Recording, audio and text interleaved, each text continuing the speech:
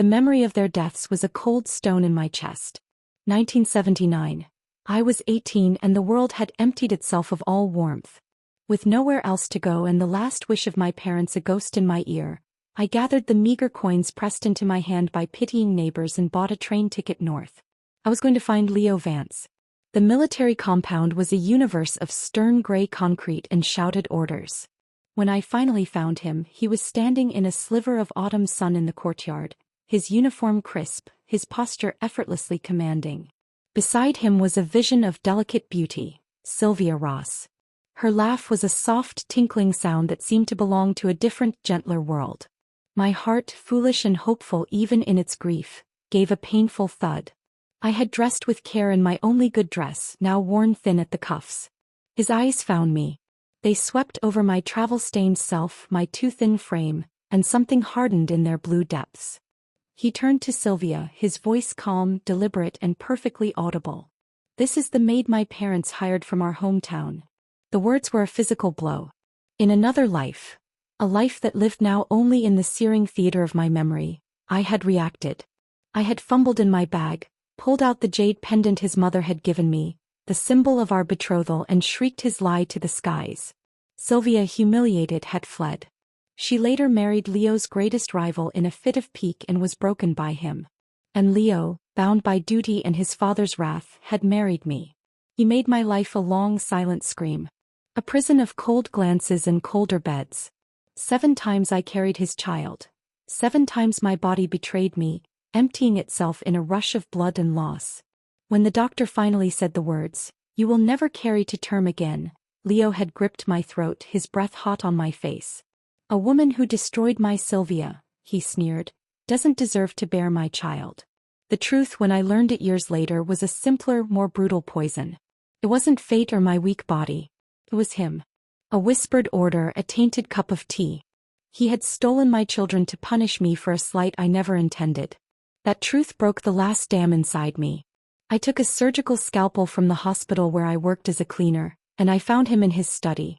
The feel of the blade sinking into his chest was less a strike and more a release, like puncturing a rotten fruit. Then I walked to the window of our 19th floor apartment and stepped into the sky. The wind roared. And then silence. Then a voice. The same voice. "This is the maid my parents hired from our hometown." I blinked. The sun was the same. The courtyard was the same. Leo stood before me, young and whole, his lie fresh on his lips. Sylvia looked at me with polite, distant curiosity. The scream of the fall was still in my bones. The phantom ache of the blade in my hand. The emptiness of a womb that had been a tomb. I looked at Leo Vance and I felt no love, no hope, only a vast, yawning hatred so cold it was peace. I swallowed the bitterness that rose like bile. I forced my lips into a calm, empty smile and nodded.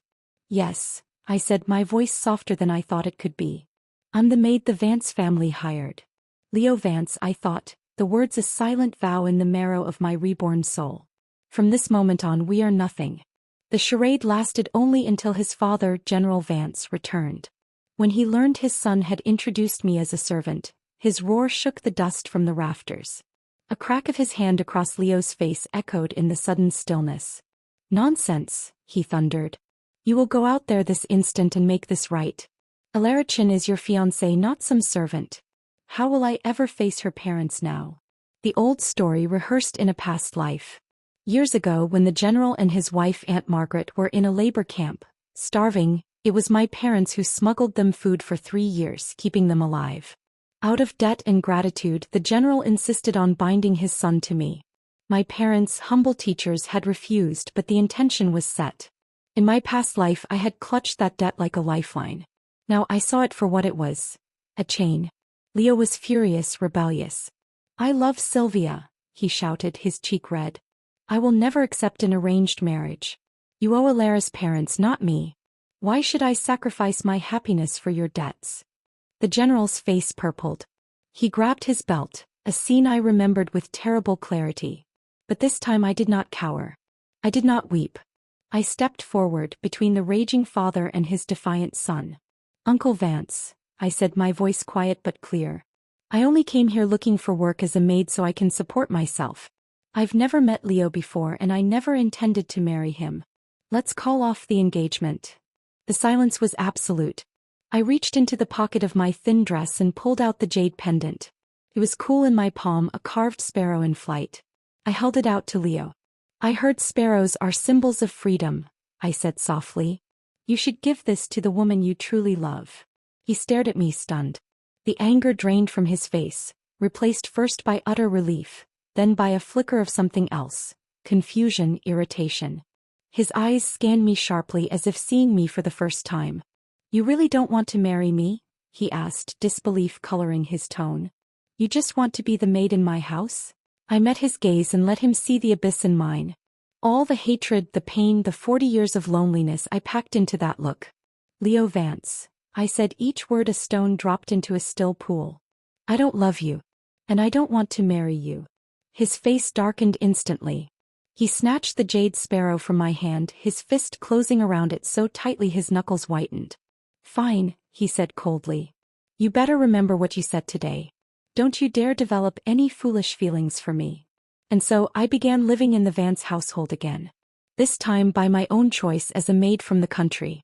Aunt Margaret, her eyes full of a guilt I no longer needed to soothe, offered to find me a proper job in an office. General Vance promised to pull strings for a residency permit.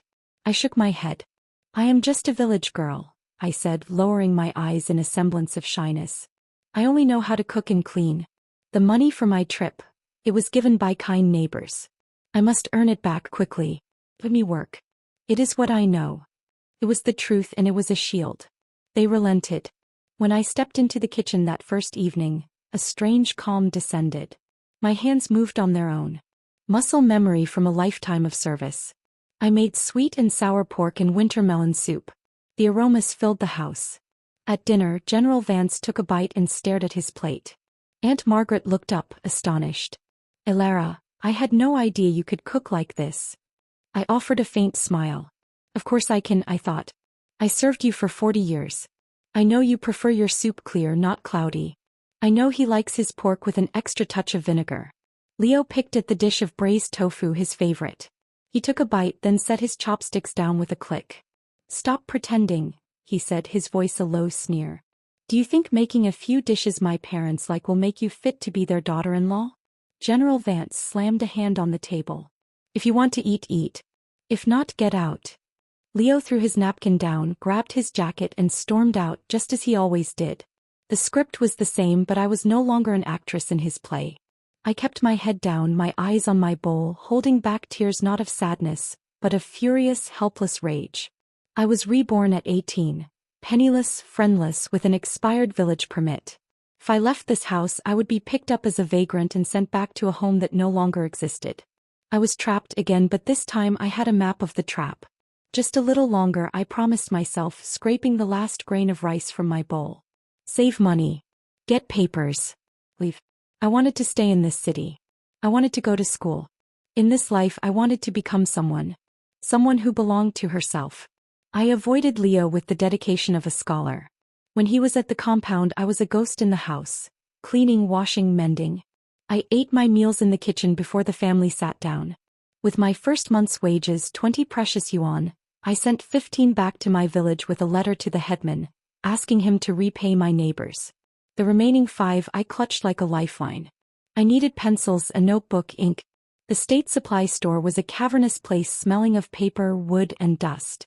And there, amid the orderly shelves, I saw them. Leo and Sylvia. He was holding a bolt of sky-blue fabric against her, smiling a smile I had never seen directed at me. She was laughing, touching his arm. I tried to slip past, to become part of the shelves, but his eyes, ever vigilant in their disdain, found me. His smile vanished. Elarichin. His voice cut through the quiet hum of the store. Do you have no shame at all? All movement stopped. Patrons turned to stare. How many times must I say it? He continued, his volume rising. I will never accept an arranged marriage. Even if you follow me to the ends of the earth, I would never marry a peasant girl like you. A titter of laughter rippled through the onlookers. My face burned, but it was the heat of anger, not humiliation. I wasn't following you, I said, my voice trembling despite my resolve. I came to buy pencils. Sylvia tugged gently on his sleeve. Leo, maybe we misunderstood. Perhaps she really is here for supplies. He gave a cold, dismissive laugh. She's an illiterate girl who didn't finish primary school. What would she need pencils for? Sylvia, you're too naive. You don't know the lengths some women will go to cling to the city. I raised my head. I looked straight at him and I saw not the man who had broken me, but a boy posturing in his uniform. The fear receded. If I really wanted to cling to the city, I said, my voice firming, I wouldn't have broken off our engagement. The crowd erupted. Whispers became exclamations. That girl was Captain Vance's fiancée? Then who's the one with him now? His mistress, clearly. Sylvia's face went bone-white.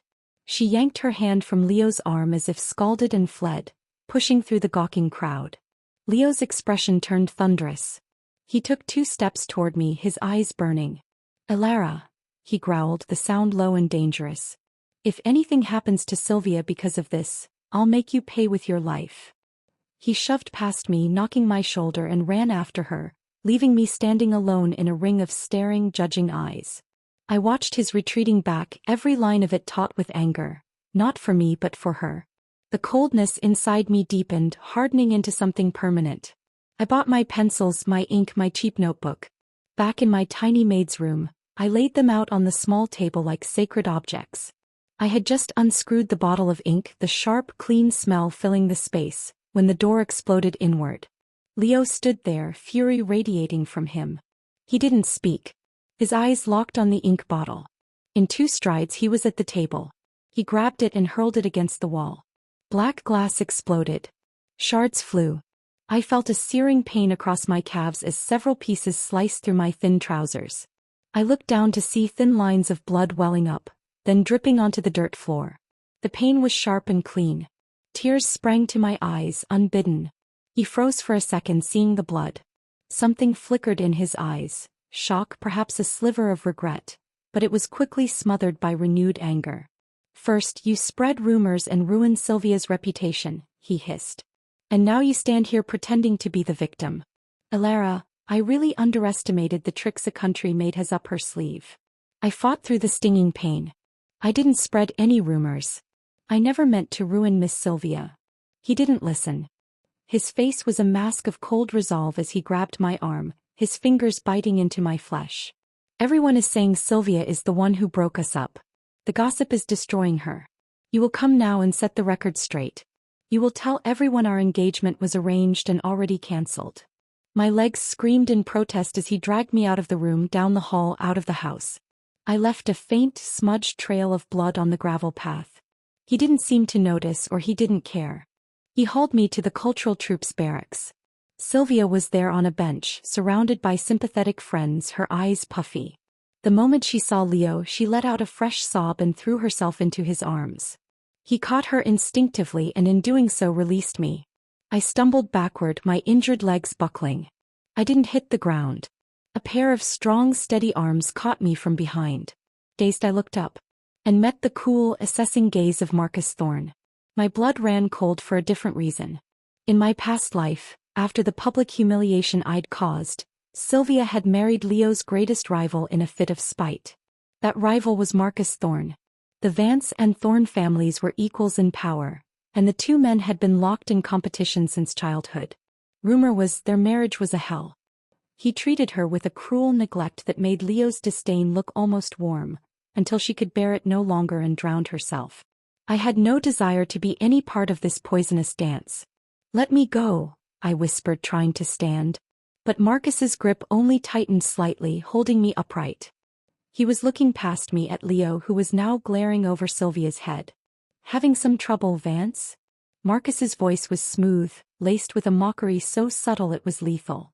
Leo's attention snapped to us, to me held against Marcus's chest. His eyes widened, then narrowed into slits. This is none of your concern, Thorne. A young woman is bleeding on your parade ground, Marcus observed dryly. That makes it everyone's concern. He looked down at me. Can you stand? I nodded, swallowing hard. I had to end this. No. I pulled away from Marcus's support, ignoring the wave of dizziness. I faced the gathered crowd of performers and soldiers. Listen to me, I said, my voice clear and carrying in the sudden quiet. Leo Vance and I were engaged by our families. That engagement has been cancelled by me. He and Sylvia Ross are in a proper relationship. She did not break us apart. I am not his fiancée. I am the Vance family's maid. That is all. Silence followed my words. Then murmurs of understanding. The malicious energy in the crowd dissipated, replaced by a kind of awkward pity. I had done what he wanted. I had cleared Sylvia's name. I turned, intent on limping to the medical clinic alone. Alara, wait. Leo's voice stopped me. It was quieter now. He was looking at my legs, at the dark stains on my trousers. A flicker of that same guilt passed over his face. I'll drive you to the clinic. Before I could accept or refuse, Sylvia let out a soft gasp and went limp in his arms, a perfect faint. Leo hesitated, only a heartbeat. He looked from her pale face to my bleeding legs, conflict written plainly on his features. The choice was made before he spoke. Stay here, he said to me, already lifting Sylvia. I'll take her back to her dorm first, then I'll come get you. He hurried away, Sylvia cradled against his chest. I stood, discarded and bleeding, watching him go. The sharp ache wasn't in my legs, it was deep in my core. An envy not for Sylvia but for the certainty of her place. For the fierce, unthinking priority she held in his heart. A priority I had never touched in 2 lifetimes. I wouldn't wait. I took a painful step, then another. Stubborn to the point of idiocy, a voice remarked beside me. Marcus Thorne was there again. You're leaving a trail like a wounded deer. Before I could protest, he bent and scooped me up into his arms as if I weighed nothing. I yelped in surprise. What are you? Put me down. And let you crawl to the clinic? I have a reputation to maintain. Can't have people saying Marcus Thorne lets young women bleed out on his watch. His tone was mocking, but his arms were secure, careful to avoid my cuts. Now be quiet. You're making a scene. He carried me not to the base clinic but to a smaller, cleaner one near the officers' quarters. A doctor cleaned and bandaged my legs, tutoring at the depth of the cuts. Glass? He asked. I nodded silently. Marcus leaned against the doorway, arms crossed, watching. He said nothing. After, he carried me back not to the Vances but to the Thorne residence, a similar compound house but quieter. His grandfather, a retired general with kind eyes, met us at the door. His grandmother fussed over me, clucking her tongue. Bring the girl inside, Marcus. Good heavens, what happened? This was not part of my plan. But as Marcus set me gently on a sofa in a sunlit sitting room, a treacherous thought whispered. It was a different kind of trap. But perhaps, just perhaps, it was a door. General Vance's face was a storm cloud when he saw my bandaged legs. Aunt Margaret's usual gentle expression hardened into something like grim disappointment, and for the first time, I saw it directed not at me but at the absent Sylvia. Leo returned home, frantic from not finding me at the troop barracks. The moment he stepped through the door, his father's boot connected with his side in a brutal kick. Alara already agreed to end it. General Vance roared. And you still dared to treat her like this? Apologize. Now. Perhaps it was the shock of the kick or the sight of my bandages, but some of the fight left Leo. He walked over to where I sat, his posture stiff. I'm sorry, he muttered, not meeting my eyes. Then, frowning, he added, Why didn't you wait for me like I said? I lifted my head. It hurt too much. A brief, unmistakable flash of guilt crossed his handsome face. It was there and gone, replaced by the familiar defensiveness. This whole thing was your fault, he started, his voice rising again. If you had just explained clearly at the store, Sylvia wouldn't have had to suffer those rumors. Tomorrow I'll bring her home for dinner. You should make a few of your best dishes. When she comes, you'll apologize to her in person. Then this will be over. I looked at him, at this young man who believed the world existed to arrange itself for his comfort and Sylvia's happiness. A faint, bitter smile touched my lips. I pointed to my bandaged legs. Apologize. The doctor said my injuries are severe. I need to rest for several days. I'm afraid I won't be able to cook for you tomorrow. An awkward silence fell. Leo shifted. Then we'll wait a few days. When your legs are better, I'll bring her. That won't be possible either, I interrupted, my voice calm. His expression darkened. Alara, he said coldly. I told you. Our engagement is over. Sylvia has nothing to do with that. Can't you stop targeting her? I met his eyes directly. So in this life as in the last, in Leo Vance's mind, I was permanently cast as the petty, scheming villainess. The one who used a dead engagement as a weapon against his true love. The self-mocking smile returned. I'm not targeting her, I said softly. I mean that in a few days I won't be here anymore. I probably won't have another chance to cook for either of you. He froze. Surprise, then something like urgency flashed in his eyes. What do you mean? Where are you going? Your parents are gone. You can't go back to the village. You'd have nothing. Those vultures you call relatives would pick you clean. I'm not going back, I said firmly. I've thought it over. Since the engagement is over, it's not right for me to stay. I've found another family that needs a maid. Once I'm healed, I'll go there. I don't think I'll be coming back. My tone was too final. For a split second, his face showed not anger but something raw, almost hurt. He hesitated. If you don't want to apologize, fine. I won't bring Sylvia. But you're new here, Lara. You don't know anyone. If you go to another family, what if they mistreat you? Just stay. If you're worried about gossip, I can apply for a transfer to the Southwest. I'll take Sylvia with me. My heart, which I thought was stone, gave a single painful throb. I instinctively looked at Aunt Margaret. As I feared, her face, which had softened slightly at his first words, crumpled at the last. Her son volunteering to exile himself again just to be free of my shadow. A wave of bitter exhaustion washed over me. Leo, I thought in this life you don't have to run. I am already gone. Just then the front door opened. Marcus Thorne walked in as if summoned by the tension. Ilara, he said evenly, ignoring the others. Your room is ready. I'll carry you over. Leo's head snapped up. He looked from Marcus to me, his face cycling from pale to flushed crimson. A sharp, ugly laugh escaped him. So, he said, the word dripping with mockery. That's why you're suddenly leaving. You found yourself a better option, Ilara. I really underestimated you. To stay in the city, you'd even latch onto someone like Marcus Thorne. For a moment I was too stunned to react. When the meaning of his words hit me, a scorching heat of shame and anger flooded my cheeks. I was a thing to him, a social climber, a gold digger. My past life insecurities roared back. The peasant girl, forever unworthy. Marcus's expression hardened into something dangerous. He lunged forward, fist cocked, but I grabbed the hem of his shirt from behind. Mr. Thorne, please, I whispered, my voice tight. Don't. I just want to leave. Marcus shot Leo a look of pure contempt, then bent and lifted me from the sofa. But as he turned, Leo's hand shot out, grabbing his arm. Put her down, Leo demanded, his voice tight with a fury that seemed disproportionate, almost jealous. Marcus sneered. And why should I? Because she was engaged to me. Marcus emphasized, his lips curling. Past tense. Or did you forget you broke it? Or rather, he amended, glancing at me, she broke it. Leo's temper, always on a hair trigger, snapped. Even if it's over, her parents saved my family. I have a responsibility toward her. Marcus's laugh was short and sarcastic. Responsibility? How novel.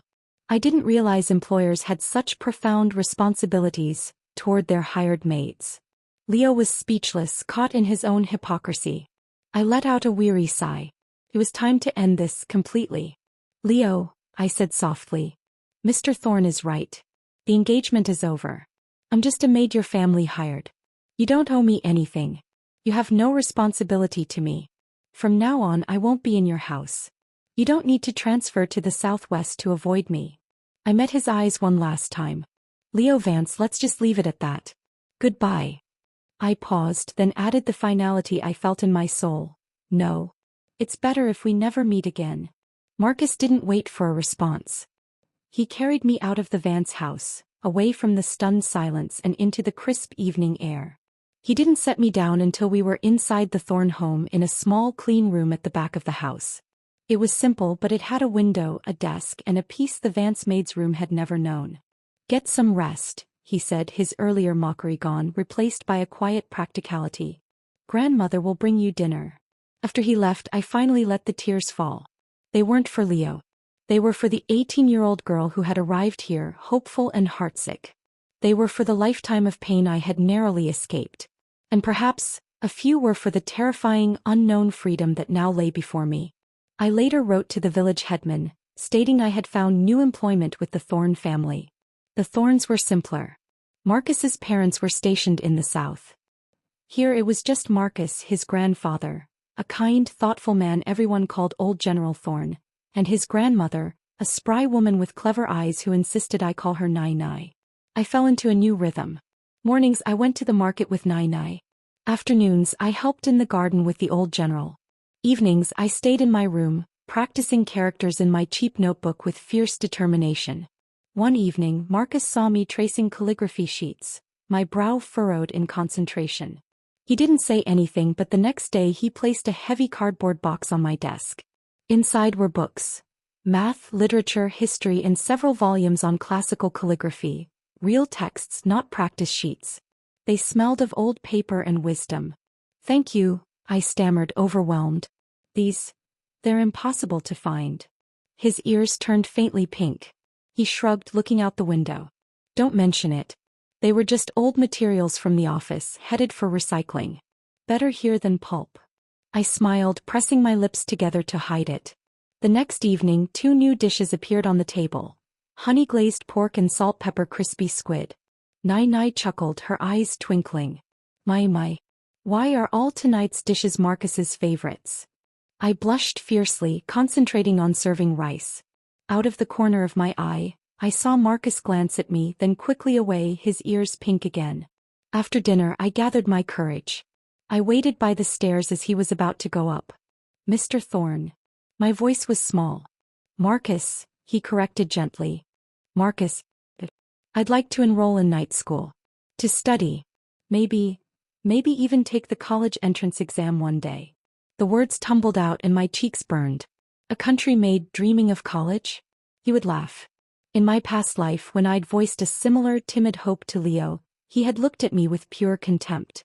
"You're in your 20s. Don't tell me you want to go back to middle school. Your duty is here." Marcus didn't laugh. He just looked at me for a long moment, his gaze thoughtful. "Okay," he said simply. "I'll find out what you need." Marcus didn't just find out.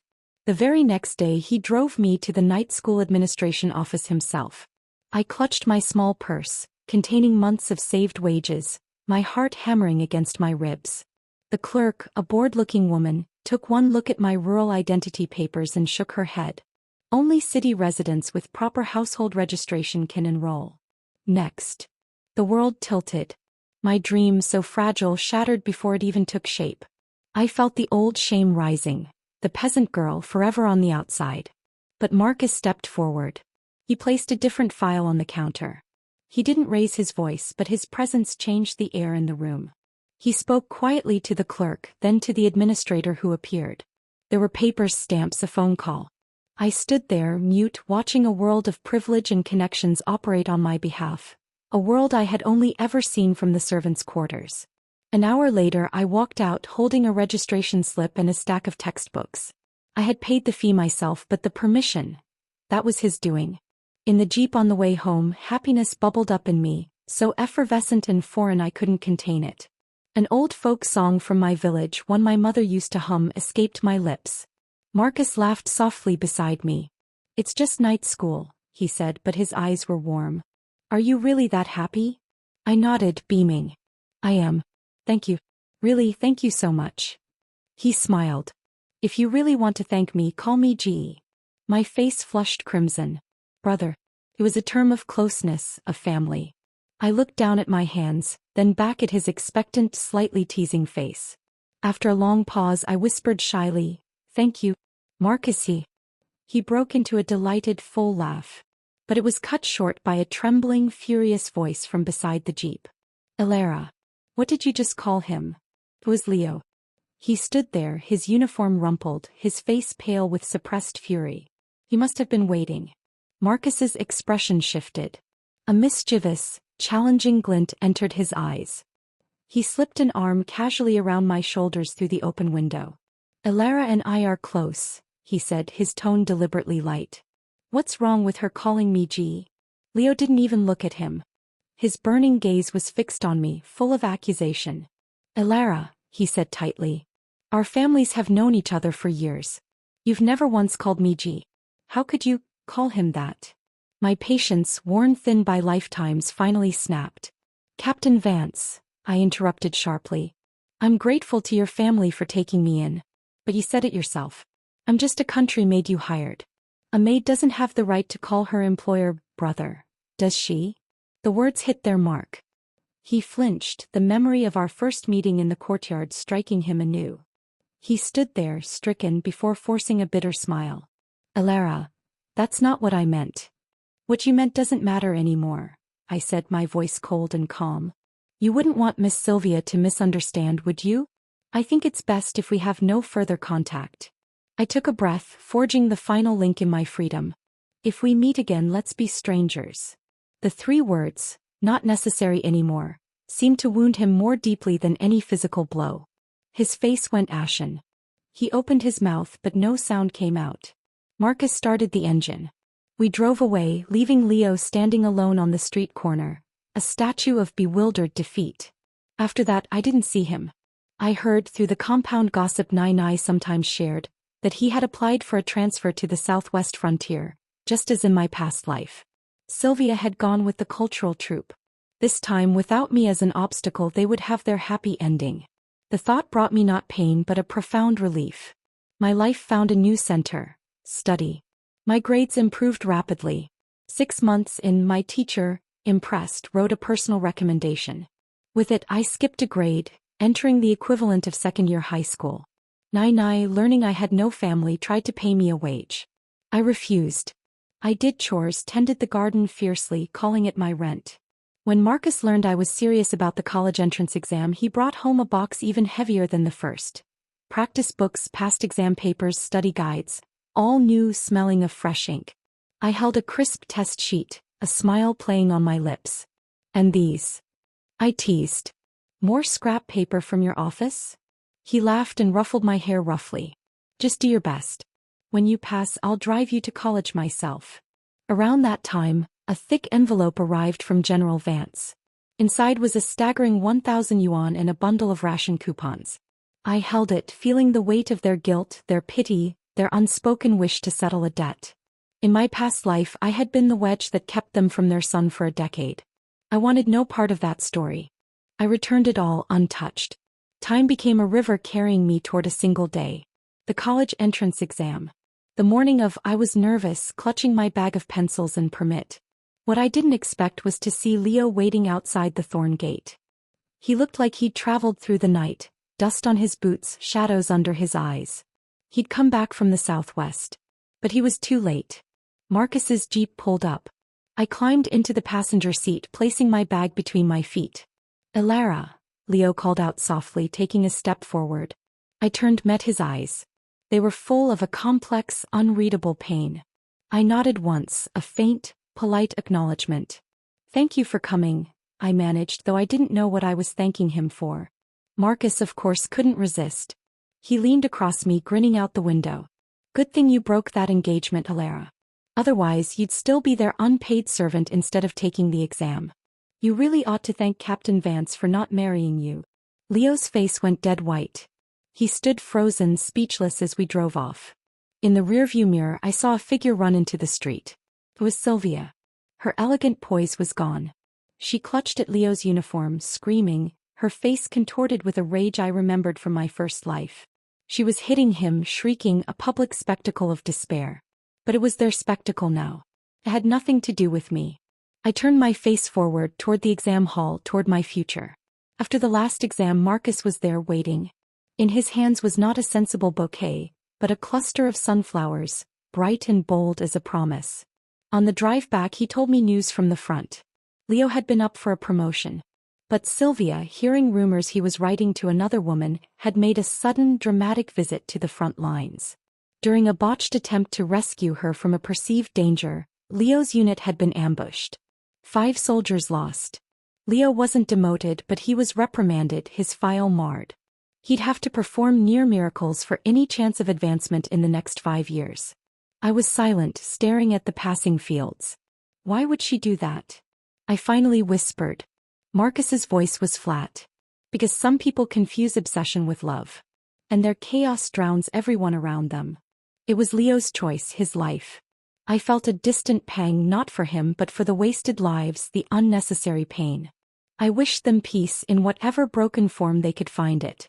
Half a month later the acceptance letter came. Capital Medical University. The compound erupted.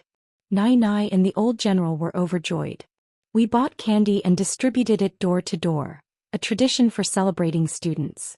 When we reached the Vance house the atmosphere was stiff. General Vance and Aunt Margaret congratulated me with strange smiles. He gave me an expensive imported pen. She pressed a red envelope into my hand. As I stepped out I came face to face with Leo and Sylvia. The moment Sylvia saw me her eyes, already hard, glittered with venom. "Alara," she spat. "You already let him go. How shameless are you still hovering around? Don't think getting into college makes you worthy of him." She took a step closer, her voice dropping to a trembling, triumphant whisper. "Let me tell you something. I'm carrying Leo's child." Leo's face transformed. He jerked his arm from her grip, panic flooding his features as he looked at me. "Alara, it's not what she says. What happened was an accident." Sylvia screamed. The sound was raw animal. He slapped him hard across the face. "An accident?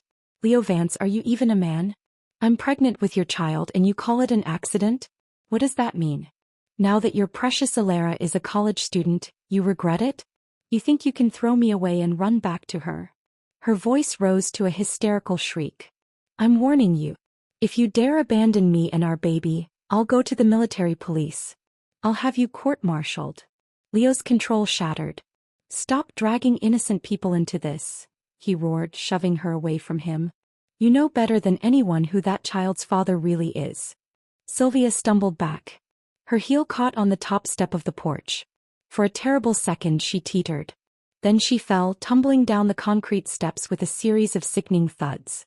Her scream cut off, replaced by a low, guttural moan of terror. We all stared, horrified, at the dark red stain spreading rapidly across the skirt of her pale dress. "Pie baby," she whimpered, her eyes wide with shock. "Pie baby." The aftermath was a storm of noise and blame that I watched from a distance, safe within the walls of the Thorne home. Sylvia lost the baby. The doctor said it was unlikely she could conceive again. Enraged and unhinged with grief, she became a vengeful fury. She swore to report Leo for assault, for causing the miscarriage, to see him jailed and disgraced. Aunt Helen, caught between a son she loved and a horror she couldn't condone, begged Sylvia through tears. General Vance, his pride and career in tatters, tied Leo to a post in their yard and beat him with a leather belt until the strap broke. Through it all, Leo gritted his teeth, his back a map of welts, and refused to agree to marry her. It wasn't until his mother, her face ravaged by despair, fell to her knees before him, sobbing that she couldn't bear to see him destroyed, that he finally broke. His head dropped, his defiance extinguished. He agreed. I didn't understand it. In my first life he had risked everything for her love. He had stayed away from home for a decade to be with her. Yet now, when the path was clear, when I was gone, he fought against it with a desperation that bordered on terror. It was a puzzle I had no desire to solve. My own future was a bright, clear line. College began in the autumn. By a cruel twist of fate, my move-in day was scheduled for the very morning of Leo and Sylvia's wedding. I did not go. I asked Nai to deliver a red envelope on my behalf, a token of hollow social obligation and nothing more. My bags were packed, my new life waiting. 2 days later, I was leaving my dorm after an introductory lecture when I saw him. He looked like a ghost haunting the manicured lawn. Unshaven, his uniform wrinkled and untidy, eyes bloodshot and hollow. He had the look of a man who had run from his own execution. When he saw me, he lunged forward, closing the distance between us in a few frantic strides. "Alara." His voice was a raw scrape. He gripped my arms, his fingers trembling. "You were reborn too, weren't you?" The world stopped. The sounds of the campus, the laughter, the bicycles, the distant bell, faded into a dull roar. My mind went utterly, terrifyingly blank. He knew. How could he know? The shock on my face was all the confirmation he needed. A bitter, weary smile touched his cracked lips and he nodded. "Yes. I came back too." His eyes, desperate and searching, clung to mine. "But I came back too late." Then a change. A desperate, wild hope ignited in his gaze, like the last flare of a dying star. But it's not too late, Alara. His voice trembled with urgency. I came back during the wedding.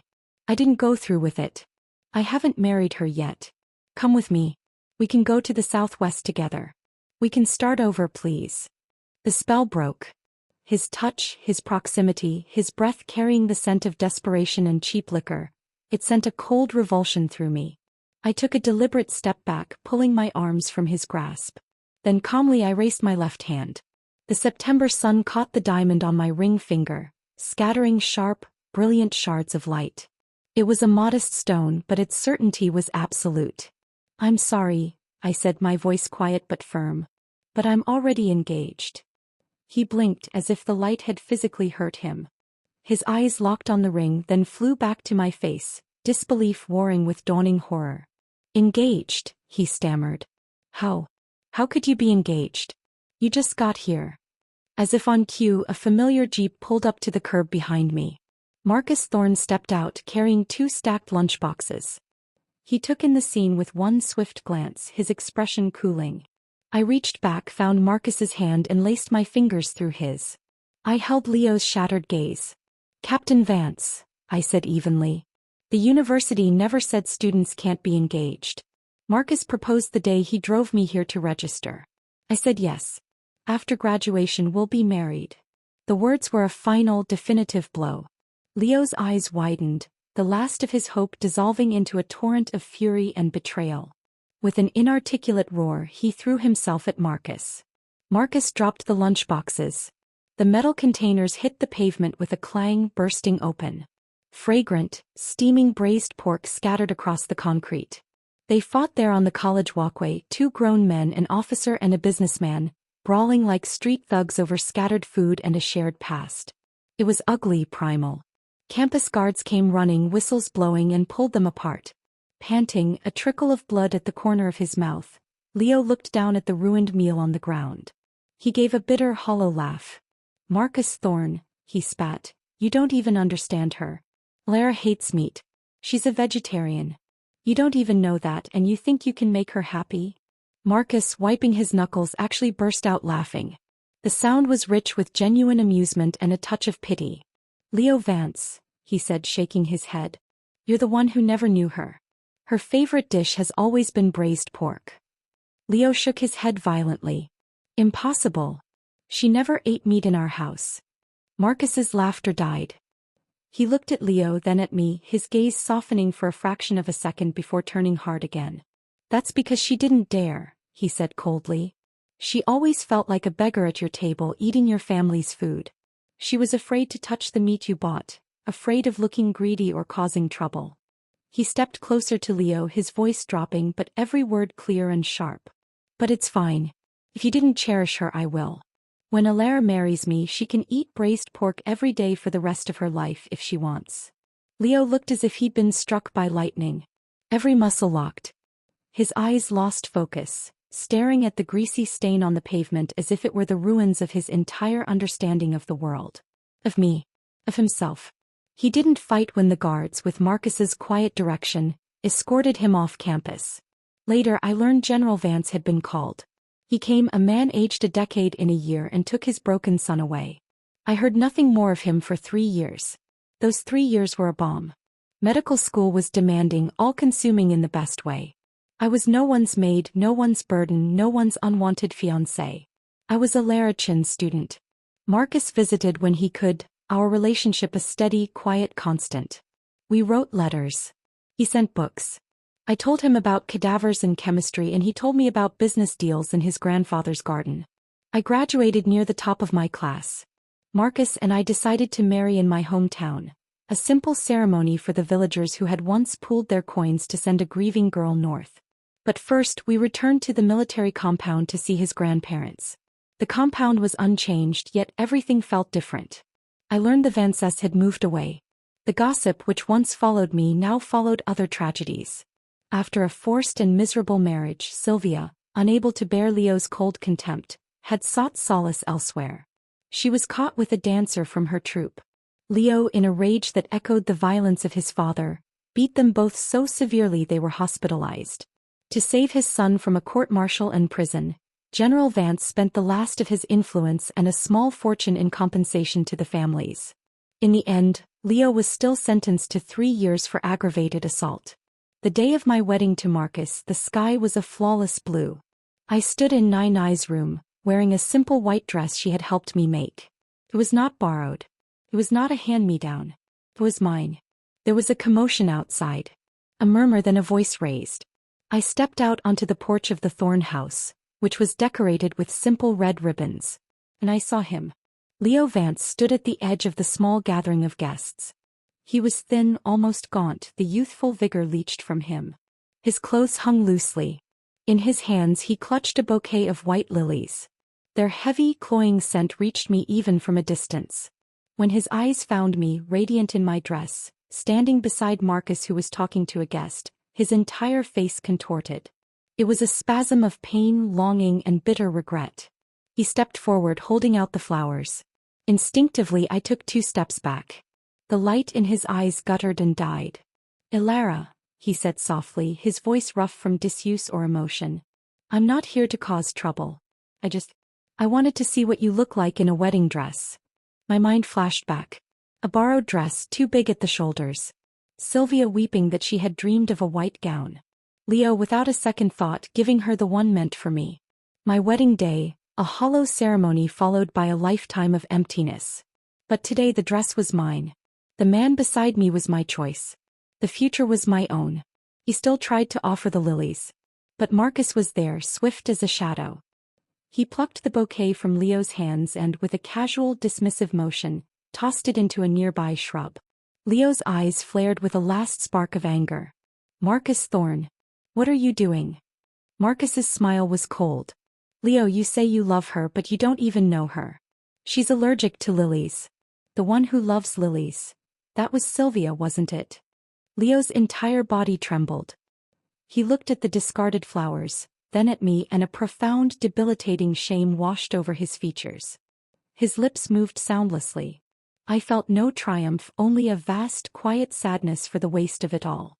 For the love he couldn't give, for the person he refused to see. "It's fine," I said gently, breaking the silence. "We were never close. It's normal you wouldn't know." I gestured toward the small gathering. "The ceremony is about to begin. Please go take a seat." I spoke to him as I would to any other guest. Polite, distant, unmoved. My indifference was the final, unforgivable blow. His eyes burned red. His hands clenched into white-knuckled fists. I could see the storm in him, remorse, pain, a bottomless despair. But his emotions were a country I had left, a language I no longer spoke. As I turned to take Marcus's arm to walk toward our beginning, I thought I heard him whisper, a broken sound lost in the rustle of my dress and the chatter of guests. "Ilara, the truth is back then At that exact moment, a string of firecrackers erupted down the street, a jubilant, crackling roar that drowned out all other sound. It didn't matter anymore. His unfinished truth was a relic from a shipwrecked life. I had reached the shore. The firecrackers faded into echoes, swallowed by the laughter and music that followed. My hand was warm in Marcus's, his grip solid and sure as he led me through the smiling crowd. I didn't look back. The whisper, the lilies, the ghost of a man in ill-fitting clothes. They were swept away like leaves in the current of my own happiness. Our ceremony was simple.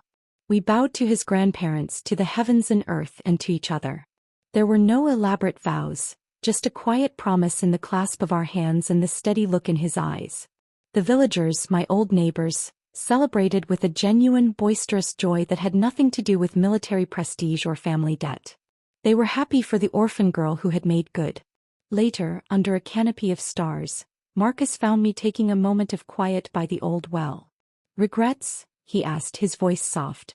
I looked at him, at the man who had seen a maid and offered her a book, who had seen a dream and paved a road for it. "Not a single one," I said, and meant it with every fiber of my being. We returned to the city, to a small apartment near the hospital where I began my residency. My life was a tapestry of long hours, grateful patience, complex cases, and the deep, abiding peace of coming home. Marcus's business ventures thrived. We were partners in the truest sense, building something new, something that belonged only to us. Years flowed like a river. I became Dr. Chin, a respected obstetrician and gynecologist. The irony was not lost on me. The woman who had lost 7 children, who had been told she was barren, now guided countless lives safely into the world. I specialized in high-risk pregnancies and infertility, my past a silent, fierce fuel for my compassion. We had 2 children of our own. A daughter with Marcus's steady eyes and a son with my stubborn spirit. Holding them, feeding them, watching them grow. Each moment was a miracle that healed a tiny hidden fracture in my soul. Marcus was a devoted, sometimes hilariously clumsy father, whose idea of a bedtime story often involved dramatic tales of business negotiations, much to the children's delight. One crisp autumn afternoon, perhaps a decade after my wedding, I was leaving the hospital after a particularly grueling shift. The sky was the same pale blue as the day I had arrived at the military compound a lifetime ago. A man was standing by the hospital gate, leaning heavily on a cane. His hair was streaked with gray, his posture no longer that of a proud soldier. But I knew him instantly. Leo Vance. He saw me and straightened with an effort. He was dressed in plain, civilian clothes. There was no fury in his eyes now, only a deep, settled exhaustion. Alara, he said. Just my name. No title, no anger. Leo. I nodded, my doctor's bag a comfortable weight in my hand. Are you unwell? This is a hospital, you know. My tone was light, professional, the way I'd speak to any acquaintance. A faint, sad smile touched his lips. No. Not unwell. I was in the neighborhood. I heard you worked here. I wanted to see. He paused, his gaze taking me in. The white coat, the stethoscope around my neck, the calm authority I wore as naturally as my skin. You look like you. It was an odd thing to say. But I understood. He was seeing the person I was always meant to be, not the shadow that had haunted his youth. Thank you, I said simply. An awkward silence stretched between us, filled with the ghosts of ink bottles and lilies, of shattered dishes and shattered lives. Sylvia passed away last year, he said abruptly, looking down at his cane. Illness. It was quick at the end. I'm sorry for your loss, I said, and I was sorry for the tragic, tangled mess their lives had been. Sorry for the girl who thought love was possession and the boy who thought duty was a cage. He nodded, accepting the courtesy. My father's gone too. Mother lives with my sister in the south. He took a ragged breath. I live alone. I have a small pension. I waited. This wasn't a social call. There was a confession hanging in the air. That day, at your wedding, he began, his voice low. What I was trying to say. The truth is, back then in the courtyard when I called you a maid. He finally looked up and his eyes were clear, stripped of all pretense. I knew it was you. I knew you were a Larachin, my fiancé. I said it to hurt you. To push you away. As I was a coward. I was angry at my father, at the obligation, and I took it out on the easiest target. The village girl who looked lost and hopeful. The admission hung in the cool air.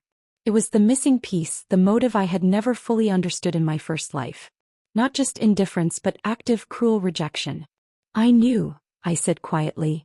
He flinched. You did. Not then. But later. It doesn't matter now, Leo. It matters to me.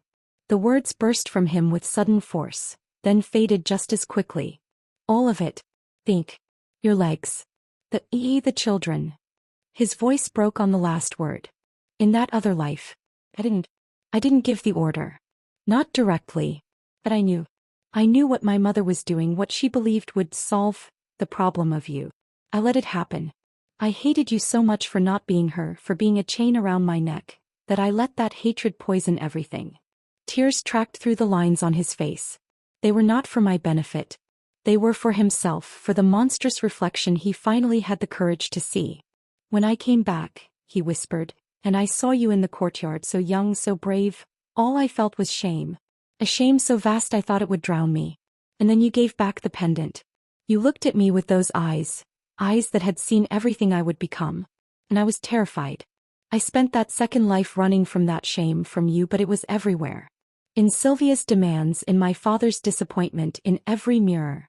I came to your wedding because some pathetic part of me thought. I don't know what I thought. That you'd see my pain but you were free. You were already free. He was crying openly now, a broken man at the gates of a hospital, confessing his sins to a ghost he had helped create. I felt no anger.